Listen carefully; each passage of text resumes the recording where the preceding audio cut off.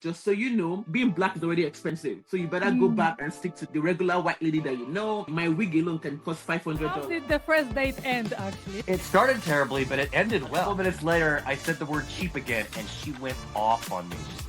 I've only been here 5 minutes, and all I've heard is cheap, just so you know. I'm in Nigeria now. What do you expect? Money is like- in Nigeria, eh? We fell in love very quickly. For me, it was about 3 weeks.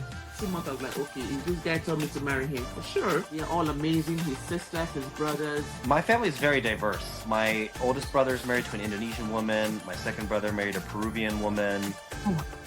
My little brother, his wife is African American. And then when they're in the midst of Nigerians in Nigeria, they feel like they belong there. And then when they're in America, I want them to know that they belong. Even if you're divorced with 3, 4, 5 children, you can still find somebody to get married to you. Once you're a good person, you will always find someone for you.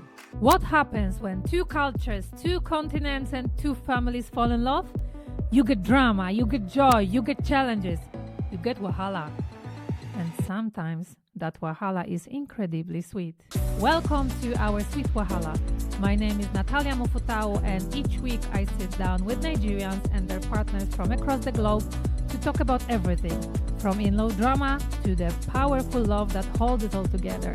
Let's dive into today's story.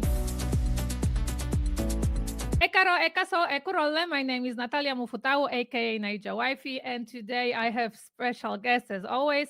It's Blessing that come from Cross River State, and Aaron, who was born in California but grew up in South Carolina.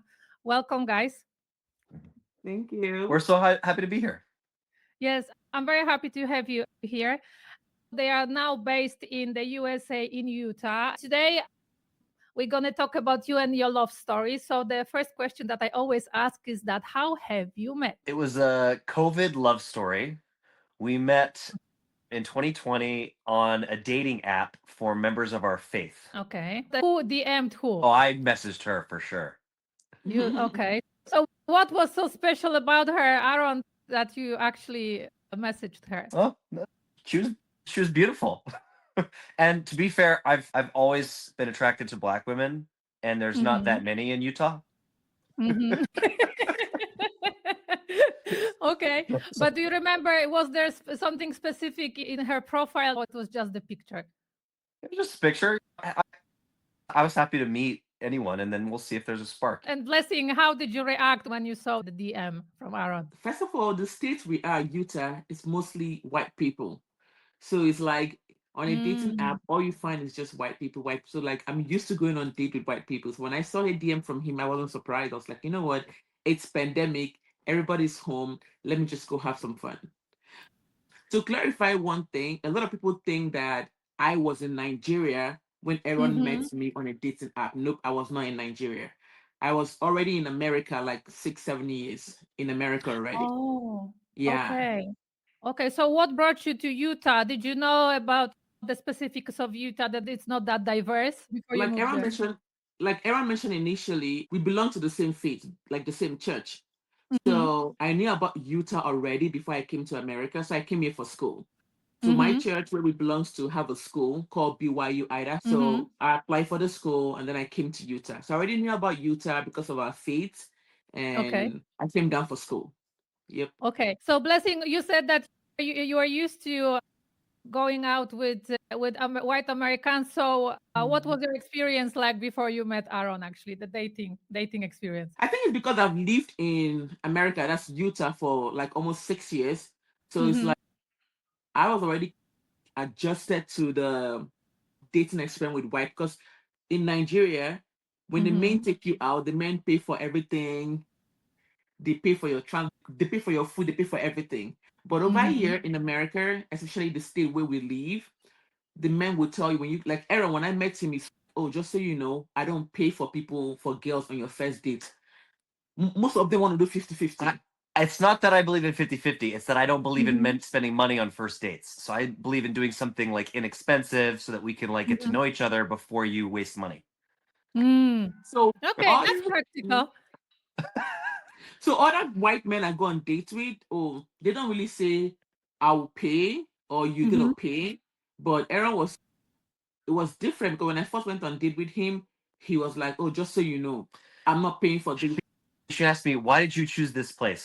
Our first date was at Thanksgiving Point. There was like a rose garden. We could walk around. It was very pretty and just sit and talk. She's like, "Why'd you pick this place?" And I said, "Oh, because it's beautiful and it's cheap." And then a couple of minutes later, I said the word cheap again, and she went off on me. She's like, "I've only been here 5 minutes, and all I've heard is cheap. Just so you And know." she's Nigeria. Now, what do you expect? Money Yeah, is just everything like in Nigeria. Eh? So the thing is that when I went on date that first day, I went just to leave the house and have fun. But when I met him, the few seconds I met him, he was like, "Oh, just so you know, like I've heard the word cheap, cheap. Oh, it's cheap here. I'd have to pay." So I got upset. I was like, you know what? I'm done with this date. So what happened was that I stopped. I was not being aggressive, like not aggressive. I was not. I was like responding directly to him now. she wasn't trying to impress me anymore. She just was herself after that. Because at that moment, I want to be out of that place. I'm like, okay, this is not a man for me. I'm not going to do this. This is the worst kind of dates. And then I was on my back foot. I was like, "Hold up, I'm actually not cheap at all.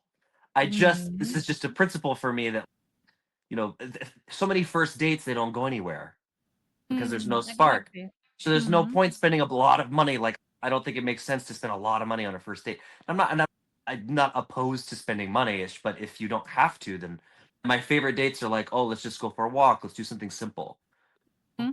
So you just get to Um, know each other, and then once exactly. you move on, then you can invest. Okay, so Exactly. that's totally opposite to the Nigerian way of dating. So I can Yes. only imagine And then how you felt, blessing. not just the cheap part too. I'm used to like going on a date with Nigerian men where they dress very well, they put in effort to look good when you go on dates. And I put in effort to look good when I go on date. But then when I went on dates here in America, especially the state where we are, Utah, men don't put in effort. When I first met him, he just wore a regular shoe. Like Just a black t-shirt, simple it looks jeans. like he was just going My for a shoes walk. weren't super nice. Yeah, and yeah, in general, my sense of style has been majorly upgraded since I met Blessing. Ah, we have seen all that. Yeah, blessing. I think yeah, You're all welcome. the yes. Well done, no? All the, I think you have gone through a lot hard work. You have done. The other thing, I think culturally, and this is probably more of a Utah thing, and then maybe this is something I adopted. In general, we don't, the men, we aren't trying to like, we're not trying to attract women who want money and status. We want to attract women who are into us for who we are, like in our soul and our spirit. And we're not trying to impress you with money and things because we don't want you to want us for the money. We want you to like us for who we are. And Wow. I think that's a different mentality than what she's used to. Yeah, you guys don't know how to Totally just. different. Yeah. So how did the first date end actually? It started terribly, but it ended well. So I think, unlike most people in Utah, I'm actually very direct. I'm very comfortable with confrontation and speaking up for myself and saying what I want. And after I after the whole cheap thing, I was like, hold on, I'm not really actually not cheap. And so then I was trying to impress her. It led us into some very real conversations very quickly. Like even on the date, I think we discussed how long we would expect to date before we got married and whether we wanted kids and like what we wanted from our lives from in the first hour of talking. Oh And so wow. I think that actually helped us a lot in terms of getting on the same page and knowing whether or not we were actually compatible. So by the end of the first date, I think she was like begrudgingly starting to like me. And then I got her number. We went and got some food at the end of the first date. And she was adamant that she paid for herself because of how it started. Did you allow her to pay for herself? Yeah, she wouldn't let me. I tried pretty hard to pay just to show her that I wasn't cheap. But Now, once but you said she's it, I know, yeah, Naija woman. Once you said it, there is no uh, way you can change it. She'll pursue. I know. but then I got her phone number and we talked again on the phone later that night and we actually went on our second date the next day. Oh. Yes, we fell in love very quickly. I Wait, because think Blessing is just watching you from the behind. Please, what's your comment, Blessing? to add to what he said, I think the first the first date didn't really go well, but before the end of the because at that point I was already like upset with the fact that he mentioned so much money. So then I became very direct. I was like, hey, just so you know, I'm a black woman. Once in a while I have to change my hair. I wear wigs, I change my hair every time, I apply lotion on my skin. It's expensive. I even told him that hey, my wig alone can cost $500, $400. So Mhm. and then I cannot wear one wig in a year. I have to have like multiple wig. So if you're complaining about money already, just so you know, as a black woman, I'm already being black is already expensive. So you better go Mm. back and stick to the regular white lady that you know. And he was trying so hard to impress me. I was like, oh, just so you know, that's not a problem. I can pay for that. I can pay for this and all that. It's not on a first date. Whatever. So it's like everything went well. And I think what really helped with our relationship was the fact that it was during the pandemic period. We Mhm. everybody was just stuck in the house and all that. So it's like when he invited me for the second day, I was like, you know what? Let me just go. There's nothing I'm doing at home. Let me just go. Yeah, the Mhm. second date we went for a hike up into the mountains, and I remember the date started with a conversation. I have black brothers that I grew up with, Mhm. and that period is right after the whole George Floyd thing Mhm. in the U.S. And so Mhm. we're already having conversations, like deep conversations about like race in America and what Mhm. the differences in culture and like, what's it going to be like. And I think my cultural awareness and education on a lot of those subjects made her feel more comfortable with the idea. And I think that also separated me from a lot of the white guys that she dated before. Real quick, guys, we have some incredible episodes coming up that you don't want to miss. And if you want to help us outsmart the algorithm, please hit like and subscribe. It is a tiny gesture on your end, but it helps me a lot to find and help more people who can learn from this content. Thank you. Right. I was actually very specific. So the first day we met, I was like very direct. I even asked him questions about, I said, just so you know, I'm not going to date you for 1 year. I'm not about that life. If we are dating by 3, 4, 5 months, you should know where the relationship is heading to. I'm not going to do all Wow. that 1 year dating, 2 years dating. I'm not about that life. And he was like, oh, sure, me too. Yeah. So I was like very direct with what I wanted, the things that I needed on the first date. Wow. Okay. So, actually, how long were you dating when you realized that, okay, this is the one, this is, I want to marry this For me, it person? was about 3 weeks. Okay. So, 3 weeks for Aaron. What about you, Blessing? I would say by 2 months, I was like, okay, because every he was checking all the boxes, So I was like, Mm. by 2 months, I was like, okay, if this guy told me to marry him, for sure. I wasn't looking Mm-hmm. for someone who is perfect. I was looking for someone that is striving towards perfection. Yeah. So, at what point did you ask her to marry you? So we had been dating about a little over 5 months when I proposed. Mhm. And how did you propose? I took her to a really nice restaurant. I had them bring flowers to the table. I brought them in advance. I'm also a musician. Mm. I learned one Wow. of her favorite songs on the ukulele, and I had them Mhm. bring the flowers and the ukulele to the table after the meal. And then I said, "Hey, let's go for a walk." And they had this beautiful outdoor like a gazebo and these beautiful gardens. And then I played this song for her as a love song, and I got her down on Mhm. one knee and I asked her to marry me, and she started crying. Did you expect this to happen, Blessing, when you were going for this dinner with Aaron? I wasn't really expecting it that day, but I knew it was Mhm. gonna happen soon. But I wasn't expecting it that exact because I was at work where he just pulled me out of work very quick. But yeah, I was expecting it, but not that same day. Okay. Mhm. So you said yes, and from saying yes to your wedding, how long did it take? It was COVID, and so we weren't allowed to have public gatherings. Mhm. So we just went to Mm. the courthouse the next week and got married. Next week? Yeah. Yeah. So I was even the courthouse we're limited. Be like, don't come with a lot of people, just two people alone. So we're not allowed to do anything. Because we got married during the pandemic.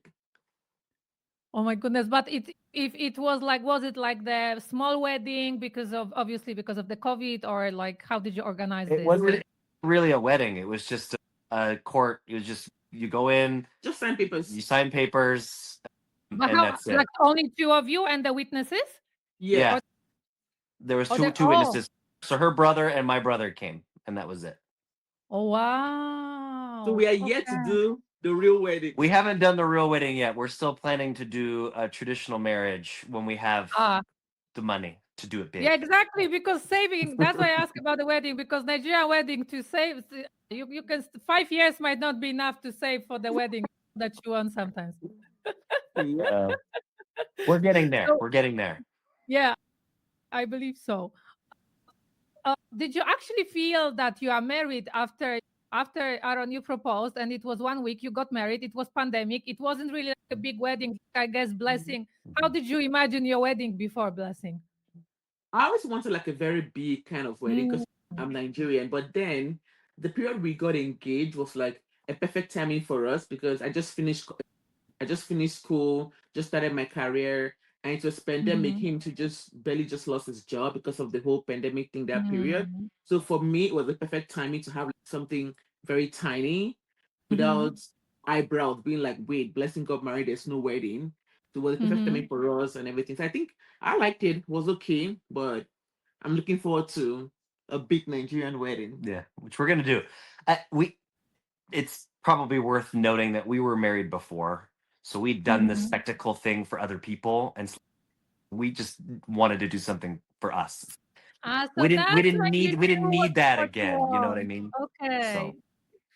That's the experience that people who were married before have, because you exactly know what you don't want because of your Mm, previous relationship. So you quickly mhm, can actually analyze and say, okay, this is the one that I want to mhm. be with. Mhm. So so how was it first few weeks living together? Yeah. It went well, it was okay. Wasn't that? Yeah, we didn't even do it. I still owe her the honeymoon. Actually, she she always wanted to do it in the Bahamas, and Mhm. we're waiting for her to get her papers so she can leave the country freely. So. Don't worry, I didn't do my honeymoon either because it was like I was actually, when I did my wedding, I was 7, 8 months pregnant. Yeah, so that there was no, the diapers. I was sleepless nights. That was actually my honeymoon. So I understand you guys that sometimes it's just life happens, and then honeymoon is anyway not the most important in my opinion. Is really the daily life, because that's what I wanted to ask about the cultural differences that you have noticed Yeah. when you started living together. Yeah, I don't know that it was like way different when we started living together. I think we communicated really well during the dating period about expectations and what we wanted things to be like. But I think when it really started to feel different was when we started having kids, because then Mm, that's when I think the rubber, because it's a lot easier when it's just you two. But when you have mhm, kids and work, it's like it's a lot more stressful. There's a lot more mhm, demands, and so I think compared to a lot of, so white American is such a like a broad, there's so many subcultures, whether it's East Coast or like the South or the Midwest, those are all very different in terms of like their expectations and how they communicate. East Coast people are very direct and Southern people are like super polite. And same for the Midwest. In Utah, people are very polite, but mhm, I'm not. I'm very direct. I'm like, no, I'll tell you exactly what I think and let mhm, the chips fall where they may. But that worked well for us because Nigerians are very direct. So mhm, I will say, in terms of cultural differences, the thing that took a lot of getting used to for me was like everything is a joke for her. She'll even mhm, say like some of the things she'll joke about, like Americans wouldn't joke about, oh, go kill yourself, that kind of a thing. So that's mhm. Nigerians is that's like a regular joke, and in the U.S. we're like, what? don't joke about suicide. That's so Mm-hmm. serious. So it took some getting used to for me to be like, oh, she's just joking, and there's just to assume that everything's a joke. And so that's as the years have gone on, that's gotten a lot better. Now we're just always Mm-hmm. joking back and forth. But that was like Mm-hmm. weird for me for a while. And it's the same when it comes to talking about our relationship too. Like I want to cherish the relationship and be gentle with it. And so when she comes out and jokes certain things about the relationship or about me, I'm just like, sometimes I'm kind of taking a little, I'm like, what? Do you really mean that? What do you think? What are some of the differences that were challenging? I think you said a lot actually. You said most of the things, but I feel like the early stage, the most challenging things were, I say we talked about it first, or I talked about it with you. Mostly, I'm from like my friends comes to my house like a lot. I'm from a Mhm. culture where friends can show up uninvited. They can open my fridge Mm-hmm. anytime, pick up any food and eat. My friends can come to that and be like, "Hey, blessing, your shoe look really pretty. Let me take it for church." Or my wig looks really nice. Let me take the wig and go. I'll bring it back tomorrow. So it's normal. These are things that I also do in their homes too. Mhm. So this were the things that at first Concept of ownership is very different. he wasn't used to, he wasn't comfortable Mm-hmm. with, but I told him that, hey, these are things that is cultural. In my culture, it's normal. My friends can come to my house uninvited anytime. They're welcome to eat my food, go to the fridge, dish the food by themselves, and all that. They can even stay in my house for the next day if they want to. But we talked about all Mm-hmm. that, and it just hard for him. But with time, he just got used to it. I honestly, it wasn't that big of an adjustment. I'm very social. And so it was fun for me to have more people around. Mm-hmm. But it's like if someone comes unannounced, was like, was this easy for you? I got used to it. I think it's not too bad. Yeah, the other adjustment that's different is, and she was very open with this when we were dating too. She's like, hey, I always want our house to be like to feel like a home for my Mm-hmm. siblings. Mm-hmm. Because her dad died a couple of years before we met, and Oh. she also has always been like a mom to all students at BYU. So she's just always she has a way of providing a safe space for people, and she wanted that to continue. So she was like upfront. She's like, hey, if my siblings ever want to come stay, I just want you to like always make them feel like they're at home, like they can always stay as long as they want. And I was like, okay, that's fine. I'm okay with that. But that is Mm-hmm. pretty different from a lot of American cultures. A lot of American cultures would be Mm-hmm. like, oh, how come you guys are all up in our space? I Mm-hmm. think to add to what he said, what he's trying to explain is that in America, even your own sibling, when they come to stay with you, they have to pay for food, they have to pay for rent, they have to pay for the water, if the water they drink, You would everything. expect them to contribute. I'm like, what the heck? I'm not from that kind of a culture. I'm from a culture my mom can come stay in my house without having to pay for food or contribute for Mm-hmm. anything. I remember one time we had like his parents over for like, a short period of time, and then I heard my husband saying, "Oh yeah, my dad want to contribute for breakfast." I'm like, what the? I'm like, this is why would your dad contribute for breakfast? That's so weird. Yeah, Mm-hmm. but for me to deny my dad the opportunity to pay would be disrespectful in my culture. That's so weird. It's Oh. your dad. You should be eating So for how Yeah. did you free. solve that actually? How did you talk, Aaron? How did you talk to your dad about that? Well, it's my dad. I let him pay because I know how Mm-hmm. he is and how he wants to be. I'm not going to stop him. Mm. So till date, that's a part of their culture that I It's different. I don't like. I'm trying to get used to Mhm. it because but I have to explain to them that where I come from is not like that. My dad will not come to my house and pay for food, pay for space, pay for water, Yeah. contribute for no. Americans are super independent. And in Mm. Nigeria, it's very community based. It's just really different cultures. I Mhm. don't think the word super independent should be the right word to use. You get that just a little bit. I would say most Americans are just a little bit self-centered. Oh, They are see, not family. They are not, how will I say it? Maybe it's just me. Because I've not just from his family, I've seen it in other American families. Like Mhm. nobody care about, maybe I might be wrong. It's like everybody just mind their business. Your Yeah. sister is dying. Oh yeah, she's dying. Your sister is struggling with to pay bills or something. It's like everybody, you have the money, they are minding their business. Nobody's going to kind of assist the person to like get them out of that situation. They're like, oh, if she come for help, I might borrow her, but I don't think I'm gonna step in. But where I come from, I'm not gonna wait until my Mm. brother come and tell me, oh, please step in. He is struggling. I won't even let him struggle. Okay, I'm gonna Mm-hmm. be there for him. Yeah. There's definitely a lot of pride in America. Like we want to take care of ourselves. We don't want to ask for help. And No, you get that self-centered a little bit, but it's fine. Mhm. Yeah, but I'm just thinking because finances, it's something definitely that is a huge difference, this financial management. So how do you solve it Mhm. now since you are on the head of the family? That was another thing we talked about when we were dating. She takes care of her mom in Nigeria and sends her money every month. And I was like, "Oh, that's cool." It didn't bother me at the time. It was she was working, and she's always worked for her own money, so she Mm-hmm. sends it out of like her own money. That, but even if it was like my money, I wouldn't mind because to be fair, like in dollars, it's not like a lot. Mm-hmm. Um, but that the, it it's different. They also pooled her and her siblings pooled their money to build their mom a house in Nigeria, and so that took a couple of years, and that yeah, that was this is an adjustment. But the way I see it is, I think compared to most Americans, I have a very traditional view of hey, like the man provides, hey, my money's Mm-hmm. for you, whatever you need, take care of yourself, and your family's part of my family too.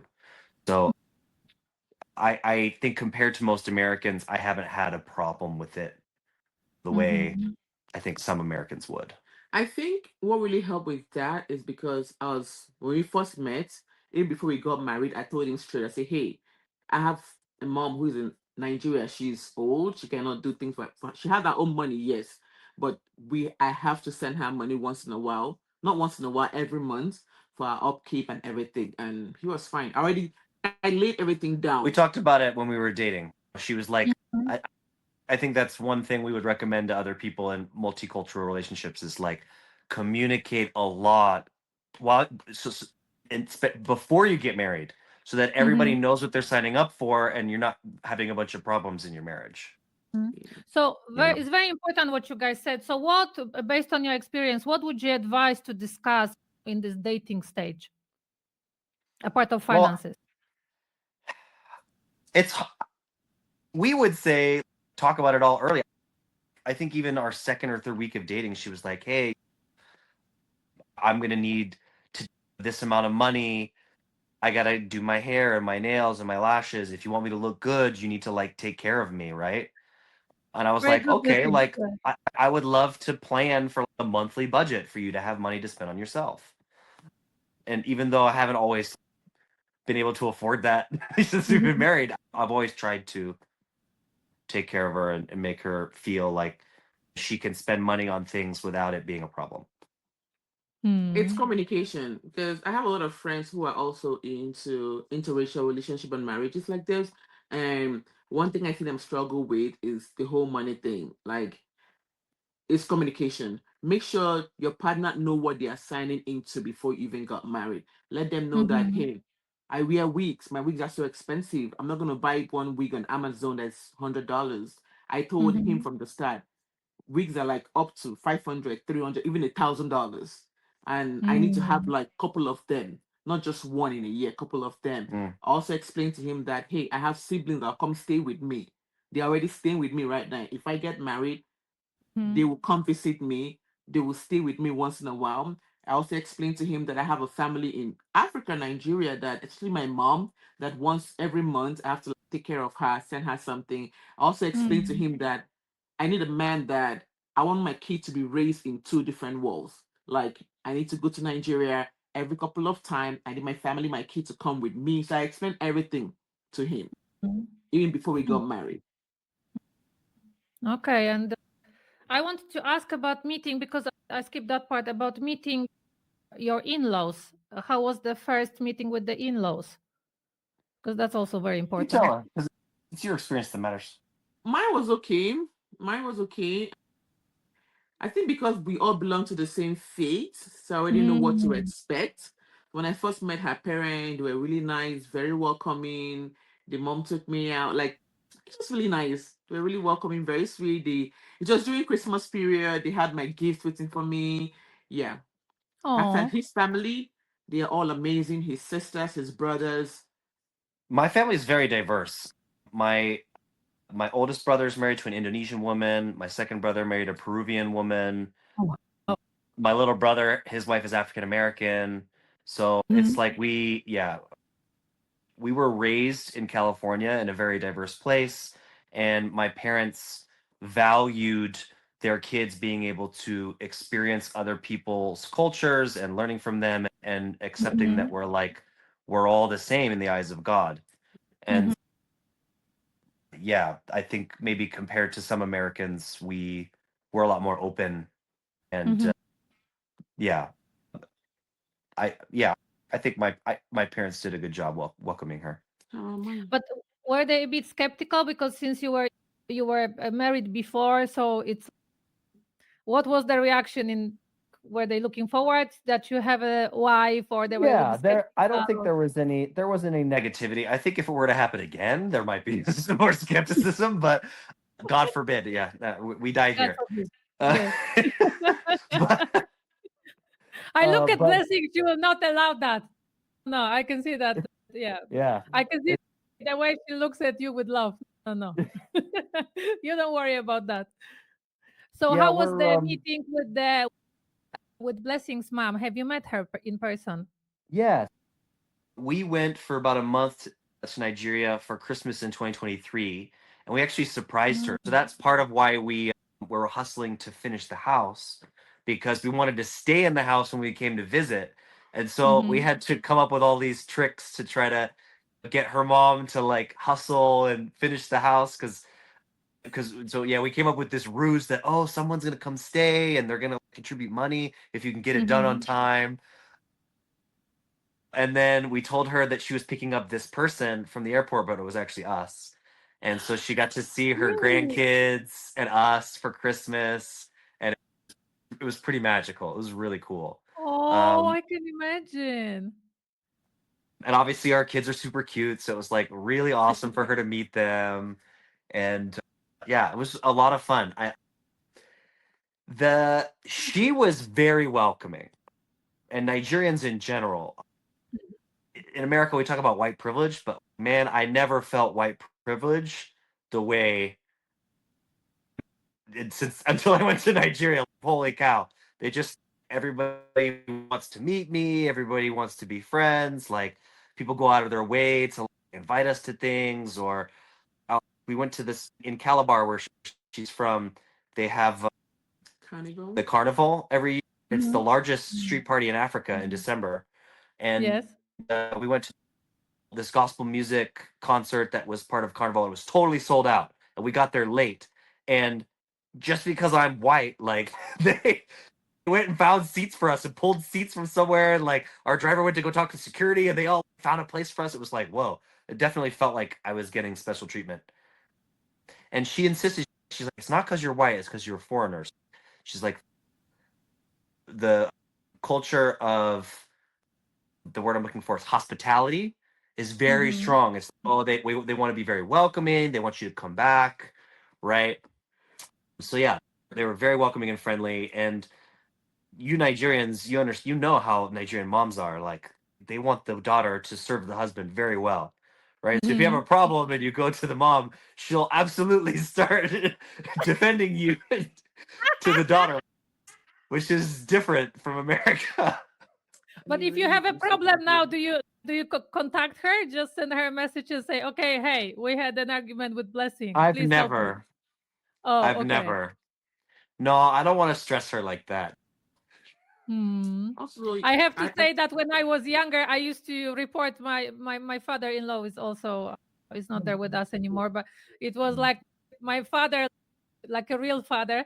So when I was younger, when my first son was born, like you guys said, that once everything is okay and nice and lovely until the kids are born. So when the challenges started there, so I used to report him actually.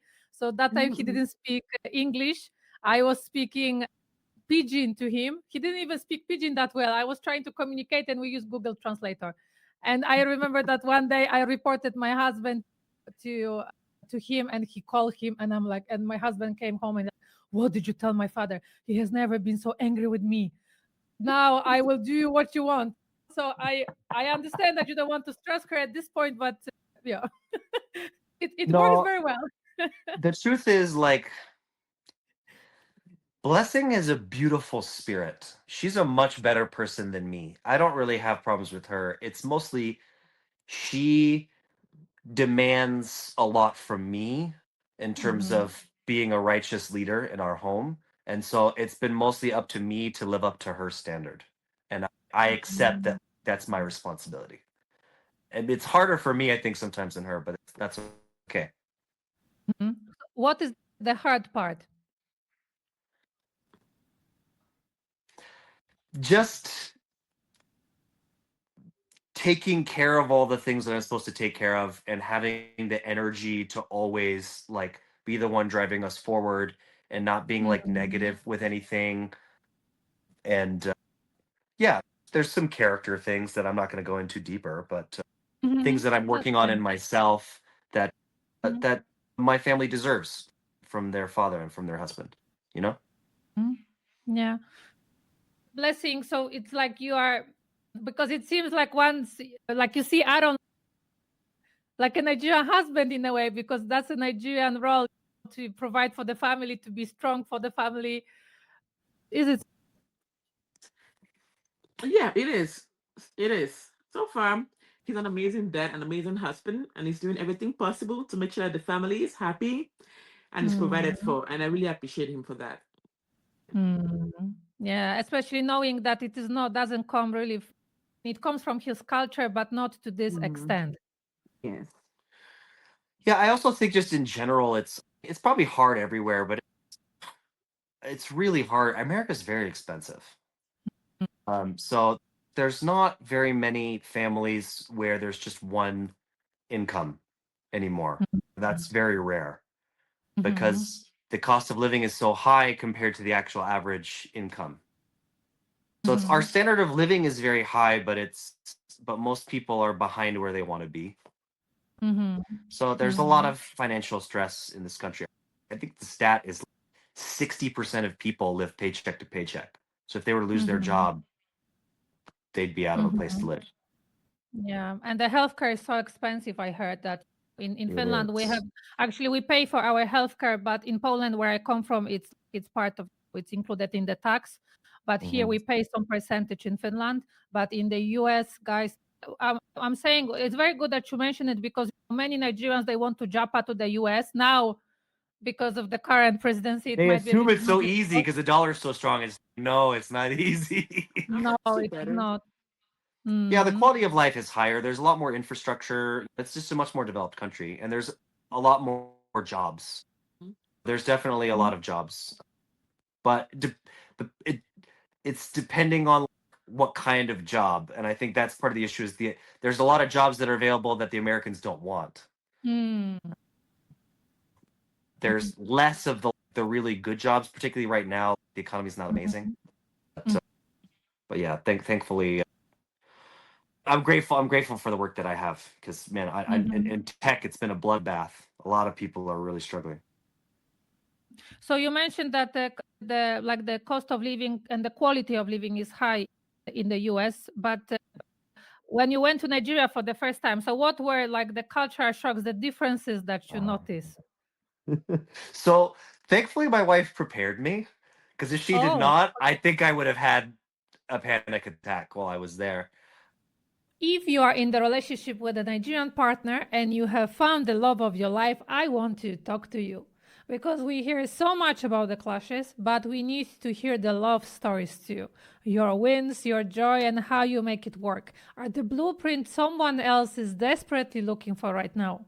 So if you are ready to inspire others, anonymously or openly, fill out the questionnaire in the description. Thank you. I actually, I'll tell you, I'll never forget, and I don't want to sound like I'm being critical, but there's just a lot of things that we have here that they don't like. air conditioning is like everywhere in the US. Mhm. And air conditioning is much less, it happens, but it's less common. And the even if you have it, the electricity is always going off in Nigeria. So if you're lucky if you have electricity for half the day, and it's yeah, you can go on generator, but which we did a lot. But she just she prepped me a lot on, hey, the food's gonna be different. It's gonna be really hot. There's gonna be bugs. It's Mhm. roads are really bumpy. So I was like, the biggest thing I committed to myself before I went was like, hey, I have no expectations. So Mhm. it's if I have no expectations, then I can't be disappointed. I'm not gonna be upset Mhm. about anything because I'm here for the ride, right? Mhm. Whatever happens, it's okay. So Mhm. it was very good I had that mentality before I went because it was a challenge. The first day we went to go see her mom and we were trying to get her mom to move into a new place, and they I couldn't find I went to use the bathroom, I couldn't find toilet paper. It was so hot in the house and I was like sitting and I was like, what am I doing here? So I was like freaking out. But everything worked out. It was fine. But Blessing, how did you prepare the kids? Because you went with the kids. Imagine if it was difficult for Aaron, so was it also difficult for the kids? I They were so young. I think How old were also. they? They were 1 and 3 when we went. Okay. So the reason why Aaron complained, like it was hard for him the first day, was because we didn't move to. My mom stays in a different place. So while he was trying to finish up the house, so we went to Nigeria first. We went to where she stayed, and then because she's barely there, since we don't know where things are, we just arrived. We went there to drop our luggage. Then we now went to the hotel where we stayed. Also, bidet is much more common, and yeah. Anyways, We now went to the hotel where we stayed. Now moved to the house. To the house where we had Mhm. everything was ready and all that. So the kids were fine. They were very Mhm. little, so they didn't know. They were just excited to Mm. be in a different country. I just love to Okay. be out. Oh, yeah, yeah. But what about the food? Because that's also Aaron. I am curious to know, like, how did you like the food? So, ever since I was young in the US, I've always liked spicy food and I've always sought out spicy Oh. food. So, my spice tolerance is actually stronger than Blessings, like notably. Mhm. So, Nigerian food, no problem for me. I remember even when we were dating, I think we've been dating maybe like 3 or 4 weeks, and we went to Nigerian event and there was pepper soup, and I went and ate the pepper soup, and the Nigerian guys were there. They were like, "What? You can't be eating that." They're like, "You cannot You be passed white." the test. I was like, and I went back for a second bowl, and they're like, "What? That's crazy." Anyways, I think as long as you're ready for spice, like Nigerian food is, it's no problem. Nigerian food is delicious. And I what's your love favorite one? oh, especially when we were there. I ate so much suya. Mhm. Gosh, suya was every night. I was like, honey, we gotta go get suya because it's so good. Oh, I miss it. But I also really like for breakfast boiled yams with egg sauce. Although Mm. I do the egg sauce a lot more. Yeah, I like 3 or 4 times the egg sauce. I really like akara with pepper, jollof rice, afang soup. Sorry, Okay. Mhm. I meat pies Mhm. and rice and stew. I think you just like every food. I love food in Yeah, general. I see. That's I why have that's to why say, I'm Aaron, orobo. that you are very lucky because the women from Cross River State, they are very well known for being one of the best cooks in Nigeria. So I guess Blessing has been serving you Blessing like is in an the restaurant. awesome cook. She's I'm smiling very if very lucky. you cannot see it, but she's smiling on the Yeah. back. I love to cook. So I assume that the Blessing, you are the one cooking.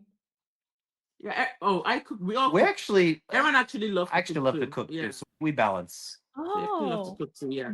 But he cooks the American food. okay. Yeah, So there's you're a a lot of American food that I cook. so Blessing, do you also eat the American food? Oh, I eat everything, but I don't like some of the American food. Mostly cheese. I'm not a big fan of cheese, but they put cheese in almost everything they do. Mm-hmm. What about the But I kids? love. Do they eat both as well? Oh, they eat everything. Yeah. So we were very intentional about raising them with Nigerian food and spice, and so their till Mhm. their till date, their favorite food is soup and swallow. Yep.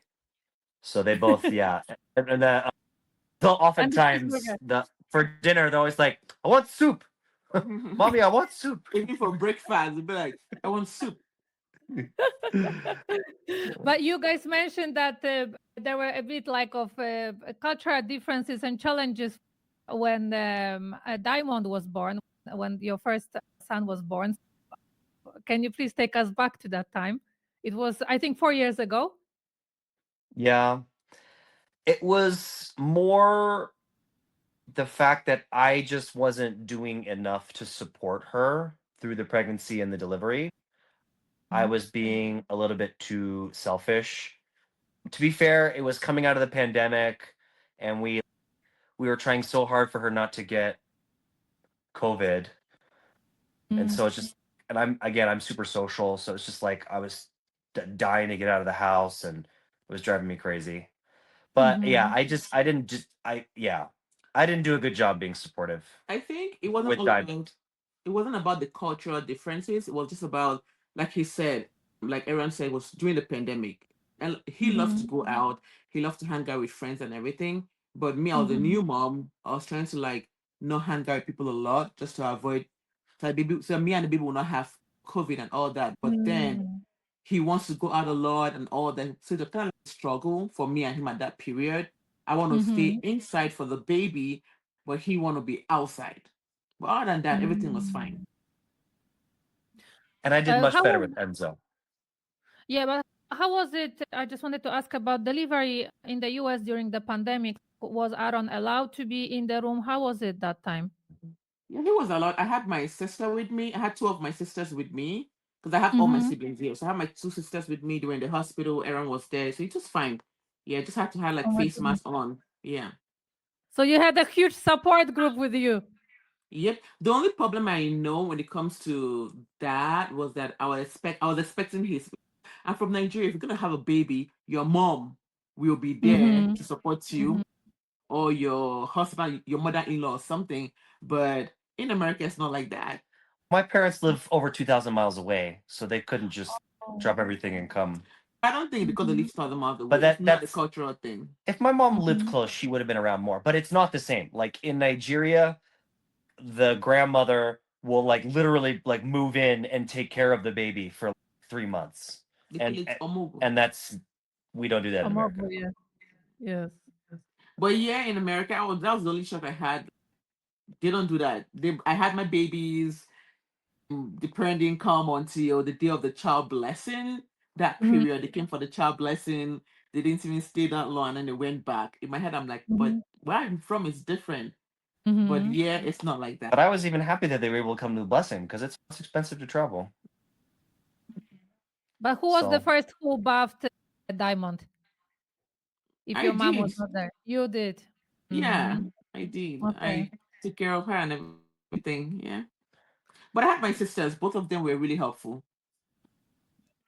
Aaron, did you notice any cultural all this shaking the baby with the legs and the head down and just Everything. differences in I don't know taking that care she of the didn't. baby? She told me that there's a Nigerian way of bathing where they like stretch the limbs out and this stuff, Mhm. massage them. But I don't Mhm. know if she actually did that. So I didn't do that because I bathed my own baby. So that thing is only possible if your mother-in-law, your mom is the one doing it. Because as a new mom, you won't be able to do You your child that. You'll be ah, so okay. scared of shaking the child, and also I didn't do that to my baby. But if my mom were Oh, to be here, she could have done it. okay, okay. So what about your second child, the Enzel? He is now 2 years old. Was it better? I don't have it because being a first time parent is always challenging. So, like, how did you guys do the second time? So I was very strict now. I was like, okay, I'm not gonna. Cause we talked about it after the whole phase of the new baby phase and everything. And Diamond Mhm. was like almost two, we're trying to have that baby. I was like, hey, I'm not gonna have another child until we solve this problem. So because Mhm. I'm very big at communication, I was like, hey, we have to fix this. When I had Diamond, I didn't get this support. I didn't get this. I didn't get that. So with Mhm. Enzo, he was fully present from the pregnancy and everything. He did better. How So did you Enzo feel? was Did you feel more confident, Aaron, the second time? I mean, I don't know that it was a question of confidence. I think it was just a question of commitment and Oh. accepting that I needed to put some things aside for her benefit, Mhm. you know? Mhm. Wasn't easy or was it still challenging?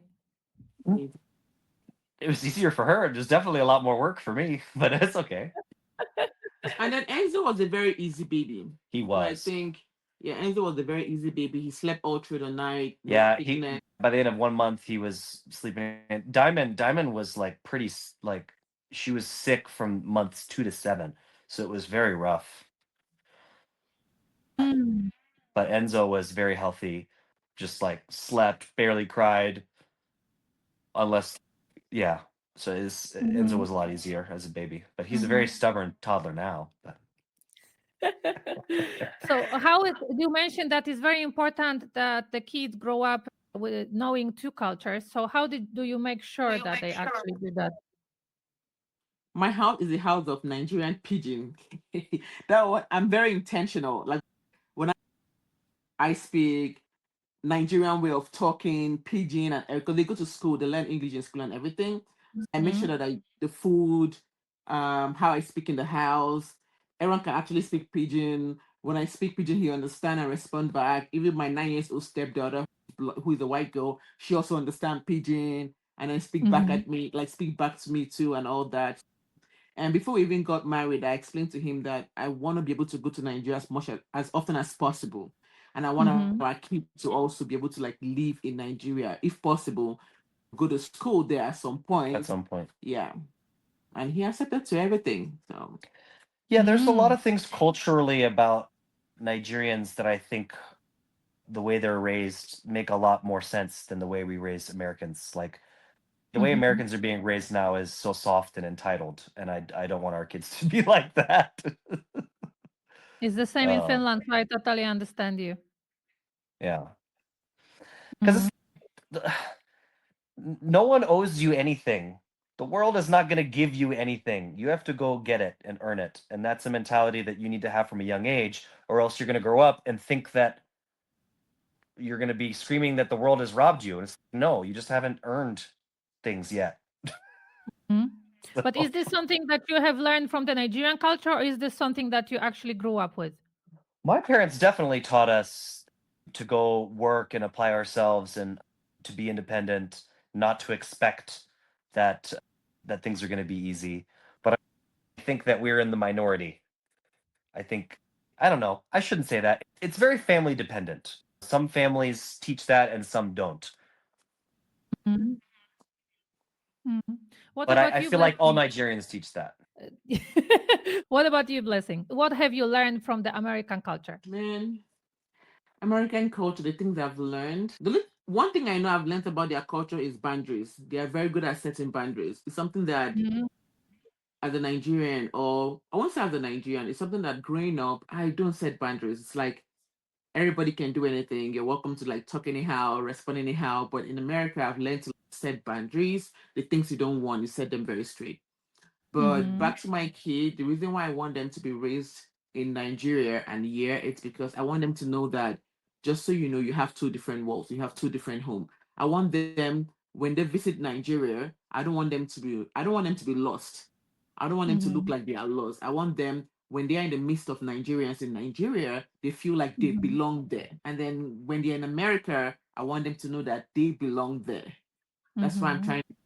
I make sure that we do everything possible to raise them in two Mhm. different worlds, like in both worlds. Wow.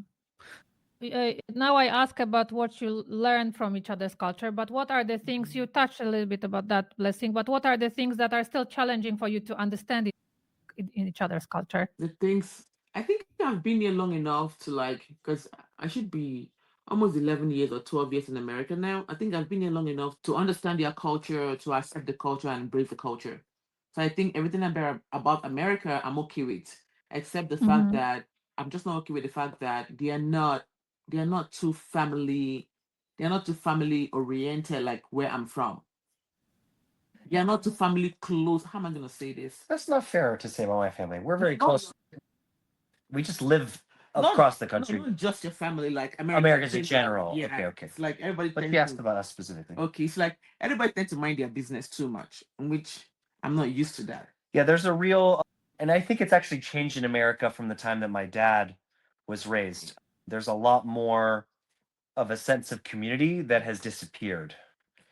Mm. Also, the reason why I think I had an experience recently where I called his mom and they were talking on the phone and everything. So as a Nigerian, if everyone called my mom to complain about anything, my mom will call me immediately. Blessing, don't do this. Your husband said he gave me an experience now. So I called his mom one time, just talking about some random thing, and then I complained about some few things. Mhm. And few days later, the mom never called him to talk about it. I'm like, that Mm. is not. So the mom wanted me to give her the permission to like talk to this, Oh. yeah, to talk to my husband about it. It's like, if you want me to talk to him about it, I will. It's like she's waiting for my permission. But I'm not gonna give you Mhm. permission. He's your son. Pick up the phone and talk to him. But where I'm from, it's like my mom doesn't need permission. He will call me and put me in check. Yeah, I think the Americans are very worried about being perceived as being as interfering Mhm. in the marriage, and that's going to hurt the relationship with the parents. Mhm. Because I think it's in Nigerian culture, there's just no such thing as separating yourself from the family. But in America, it happens all the time. They'll just cut you off, Mhm. right? So Mhm. I think there's so much fear of, oh, if I'm honest with them about this and that, they'll get offended and that they won't want to talk to us anymore. And now my Mhm. family's not like that, but well, I don't know. My mother's family is actually dysfunctional now that I think about it. But what I was going to Mhm. say is, for what it's worth, in that particular scenario, my mom did reach out to my brother. I have one brother who lives nearby, and she had him Mhm. reach out to me and come talk to me and check in on me. I think So at least Mhm. she did take some action. I think the thing is, as I said, if we have a problem in our marriage, the parents don't interfere. They don't come in, they don't want to get involved or anything. So even if we reached out to them, they will need permission for them to get involved. So even if they Mhm. want to get involved, they'll be like, oh, you guys can go to therapy. But Mhm. in my own culture, that's the part that I'm not used to, because I feel like, oh, if I come to you that, oh, I have a problem with your son, or there's something going on here, I expect you guys to like call me and him to talk about it and try to see how you can Mhm. help resolve the problem. Because that's what I'm used Mhm. to. If Aaron call my mom now and be like, oh, blessing this, blessing that, for sure, my mom will just hang up the call and call me immediately. I want to talk to us. But in their culture, yeah, I feel like they are more like, oh, solve your problem yourself. If you need help, talk to a therapist. Mhm. Mm. I wanted also to ask because we talked about the differences, and then you both said that you were divorced when you got together. And in the Mhm. US, being divorced, it's natural, it's normal, it's part of life. But in Nigeria, the culture is so much different. So how was this your life? Even though you were in the US, did you feel it like the Nigerian way, or how was your experience? Me, Yes. my my divorce, I don't talk about it that much because Mm-hmm. I don't know, I'm gonna say it feels like it's, how will I say it feel like I wasn't married, but I was married. So it was more like I was in the US for school. After 2 years, Mm-hmm. I went back home, got married to this guy. Then after the wedding, I came back immediately. Yeah, We never Mm-hmm. lived it together. wasn't a mature We relationship. didn't stay together. We didn't do anything together. And then there was some kind of Mm-hmm. difficulty, visa and everything. And then we just got Mm-hmm. divorced. We never saw Mm-hmm. each other and all that. So it's like some part of me don't consider it as married, Mm-hmm. because we never lived together. We just went back home, did a wedding. I just went back, did a wedding, and I came back. So it's Mm, like but I never saw that's a myself as. scenario that happens very often. So I'm very happy Mm. that you were able to find Aaron and then to have an amazing family. But did you feel any kind of pressure as a kind of divorced, like officially divorced woman from the Nigerian society back in the US or back from your Nigerian family? Oh no, I did not, because most of my friends were not aware of it. Because I lived Ah, single. okay. Yeah, when I came back to the United States, I came back alone. I went. You see, it felt like I went back home for holiday, and then I came back. Mm-hmm. That pressure wasn't there. Nobody even knew. Mm-hmm. Even till date, none of my friends even knew that I was once married Mm-hmm. because there were no Okay. like, yeah, I never lived with anybody. It was just me alone. And God bless my family. The whole stigma of being divorced, my parent never, that never happened. It was I her don't know dad if you're actually that aware encouraged of him. this. Are you What? aware of all the stigma that actually divorced people have in Nigeria? He's aware. I told And what do you think yes. about it from your perspective? Uh, I can't say that I know enough about Nigerian culture to make a judgment.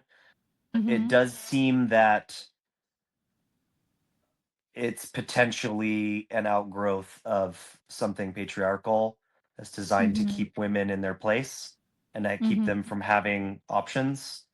And Mm-hmm. so anything that will give women the freedom to get out of bad situations or dangerous situations, I think is a good thing. Also, to add to what Aaron said, I feel like it's also good because it helped reduce the rate of divorce. In Mm-hmm. America, since I've been in this country, it's every little thing everybody's getting a divorce. Something that could be Yes. resolved, a problem that could be resolved, everybody's rushing to leave. Everybody's rushing to leave. Oh, I wake up this morning, I feel like they get divorced over every little thing. But Mm. in Nigeria, I'm not saying divorce is not allowed. Women who are in Mm-hmm. abusive relationship, they should for sure leave and all that. But the whole stigma, divorce stigma in Nigeria, I think it helps partners and marriages to like when things go wrong, try and fix it first before. Mm-hmm. That's why the divorce rate is a little bit it's lower compared to in America. Mm-hmm. I'm very happy, guys, that you shared that because life for everyone is different. And sometimes, Mhm. like when I meet women and they are divorced or men, and then they sometimes think that is the end of their life. In Nigeria, it might be even more pressure coming from the family and so on, and the stigma. So I'm very happy that you gave the testimony, and today's interview is just showing that everything is possible, and even after a half a year, a few months of dating, even in the COVID time you can find your love, and even though you have high expectations and so on, but it is possible. So thank you for sharing that. So how can you imagine your life moving forward, because you also mentioned that the kids are you are planning to send the kids to study or in Nigeria. Yeah, at some point we'd like to go live, all of us. I mean, I don't think I would send them for a year without me. I think I would go Hmm. too.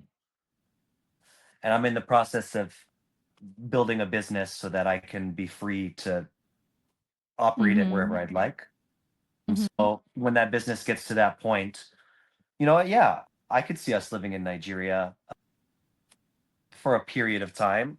I think it will Hmm. be very good for them to experience a different culture and to see how good they have it in America. I think that's the biggest problem with Americans and Hmm. is they take the everything for granted. And it's funny that it's always immigrants who appreciate America the most because they're It's like true. they've seen the outside world and they've seen that it's most of it is not this good. Yeah, no, it's a shame that I think because we've had large scale peace for such a long time. My grandpa fought in World War II, but we haven't had like, any major war. Yeah, we've had some wars, but they've all been like smaller. They haven't really affected the American Hmm. people, except for maybe Vietnam. But and so it's been we've had 50 plus years, and it's I don't know. It's just my the kids these days. They seem I don't know. They don't appreciate what we have, and it's too bad. Hmm. But I want my kids if they live in Nigeria. I think that'll help their perspective. Hmm. Yeah. So you blessing. I guess you would love the kids to the family to move to Nigeria, or is it for some time, or is it for longer time? I love my country. Even if I love my country, I love the food, I love the environment. Home is home for me. I want them to live in Nigeria, go to school in Nigeria at least for 1 year or 2 years if possible. And we are planning on Mhm. going home to live for at least the first 1 year and see. how life is. Yeah. Mhm. Okay. That's my last question now. So, what would you advise? What is your advice for couples like yours that were previously married before and now maybe some of them lost hope that they can ever get married or have life again? What would be your advice? For me, especially to my Africans and Nigerian sisters out there, I tell my friends them that you can still find the right person. The stigma in Nigeria have made it look like once you're divorced, nobody want to marry you. Nobody want to, especially if you have kids. So it is Mm, wrong. Being in America have taught me that even if you're divorced with three, four, five children, you can still find somebody to get married to you. Even a younger guy that have not gotten any child before. America don't see divorce the way we African do it, the way we Nigeria do it. And once you're a good person, you will always find someone for you. very beautiful and very powerful what you said, Blessing. Thank you. What about you, Aaron? I would echo the same. I think God has a plan for everyone, and He doesn't plan for us to be miserable. Mhm. I think there's Mhm. definitely a opportunities for everyone. You just got to keep a perfect brightness of hope and Mhm. work towards a better future. And I think as long as you are doing good things with your life, that people are going to be drawn to that, right? And Mhm. so if you're a good person, then absolutely, there's no reason why someone wouldn't be interested. Mhm. Amen to that. So before I let you go, because I know that it is morning in Utah now and the kids are slowly waking up, I would like to check how much you know about each other's culture. So I have 4 questions for each of you prepared. I Hey, have I'm gonna seen the fail. test that the Blessing have put you through. She said that there is no cooking. What did you say, Blessing? There is no cooking for 2 weeks. Was it so? 2 weeks, yeah. So, So I'm not gonna try to be as strict because she was asking you about geography and Nigeria and so on. So now I will try to make it easy for you, for both of you Okay. actually. So who should we start from? He's the man. Start I'll from go me. first. Okay, okay. I always like to start from the food, and you, Aaron, said you are the foodie. So what is the name of the prestigious cross river dish made by grating cocoyam, wrapping it in a small leaves, and cooking it in a rich palm oil stew? I didn't tell you that one. I've never had it, I didn't tell you that Oh, one. You will not. so I don't know it. so please, you can give him a hint. So he has never tasted it. He has never, and I've not told him about that one before. It's so hard to Ah, cook. It's it is, or eggplant it's labor cook. intensive. Yes, yes. So can you please Yeah. share more because it is a beautiful part of your culture, and we are all here to learn. So that food is a special kind of food. It's so hard to cook. Even in my house, nobody likes to grain it, but it's so good. It's so nice. It's called ekpan koko. It is, I think, cocoyam and the Mhm. cocoyam leaf, and then the kind of grated wrappy, but it's really good. I'm gonna make you try it one of these days. Okay. Mhm. You said ekpang what? Ekpan koko. Ekpang kokwok. Ethics, yeah. Ekpan koko, yeah, koko. So we Ekpan are koko. expecting to see the picture and the smiling face of Aaron. Second question is about the in-laws. Oh, okay. We have the guests here already. Yeah. Come, Enzo, come say hi. No, Oh, I don't Yeah, know. go say hi. why not? Hello, good morning. Okay. Okay. Okay. Couple more minutes, buddy. Yeah, still be sleepy. Yeah, I'm gonna let your parents go in few minutes. So the second question is about the in-laws. So that will be easy for you. So how did you greet your mother-in-law when you met her in the local language? Oh, I know this. Oh, hold up. You Uh, forgot. You forgot. It's okay. no. Oh yeah, Yani. Oh, you're right. You didn't wait. That's Very good. good, very good. Yeah, That's 1 point actually for you. Yako. That's her tribal language. Yeah, is So there that's not anything else that Calabar. we should add? That's Mm-hmm. the tribal one. Yeah. Mm-hmm. Okay. And then the third question is that what is the famous and positive stereotype that all Nigerian men believe about women from Calabar or Cross River State? I actually said it today, but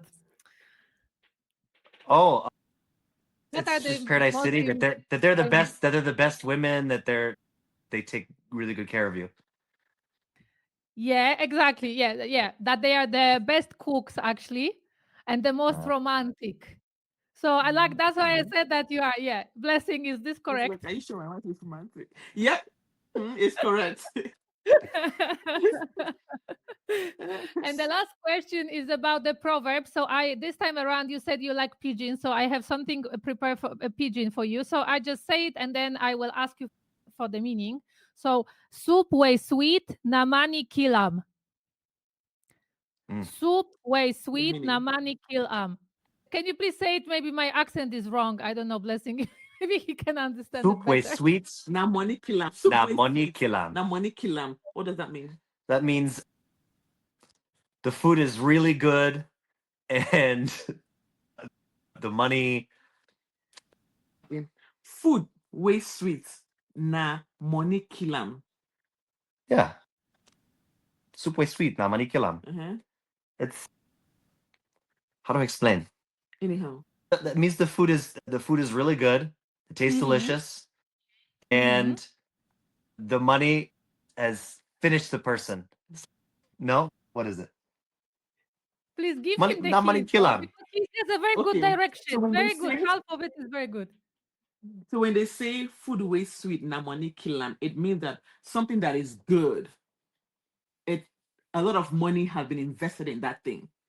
Okay, back to soup. If the soup tastes really good, that means you invested like good Okay, amount of money inside. so it was expensive ingredients. Yeah. So it also can be Exactly. referred to like your Yeah. girl. Soup waste sweet and money kill. If your wife is beautiful, it's because you've invested a lot of money into her. I see. You see, it is correct, oh. Yes. I was very intentional about all my questions. Yes. Yes. Well done.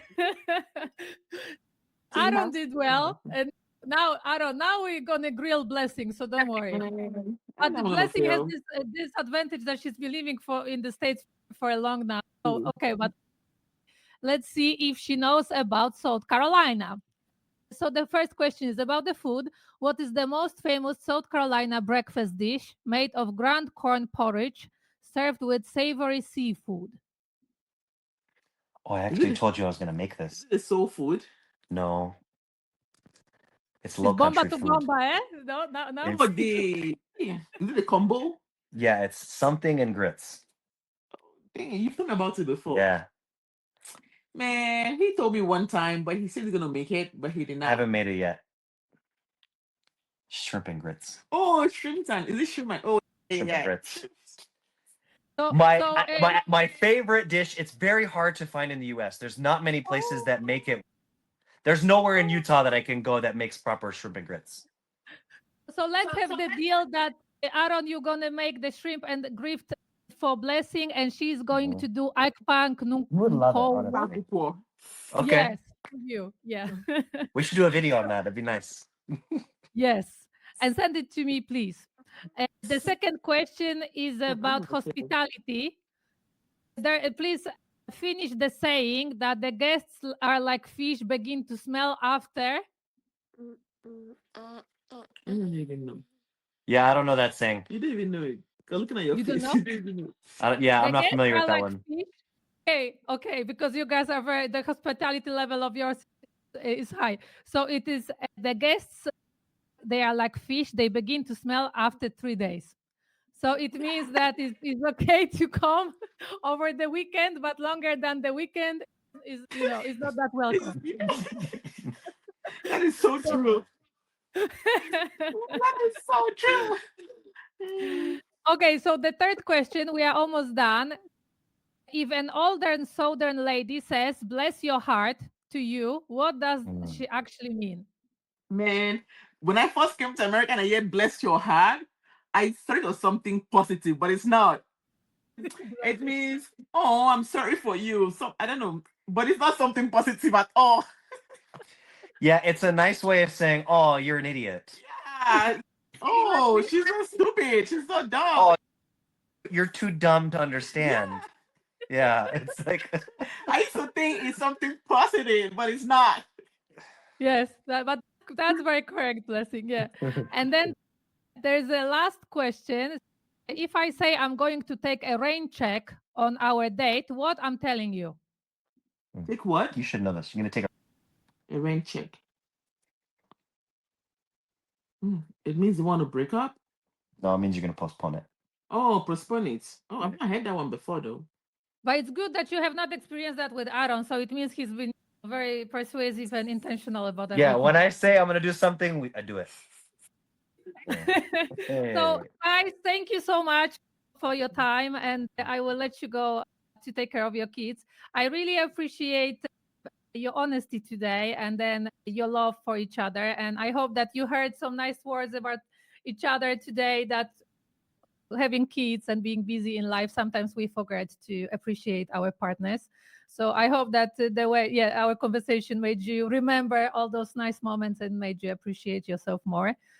We will put your family handle down there in the description. So you guys, you are on TikTok, you are on YouTube, and you are on Instagram. Is there somewhere else we can find you? And Facebook.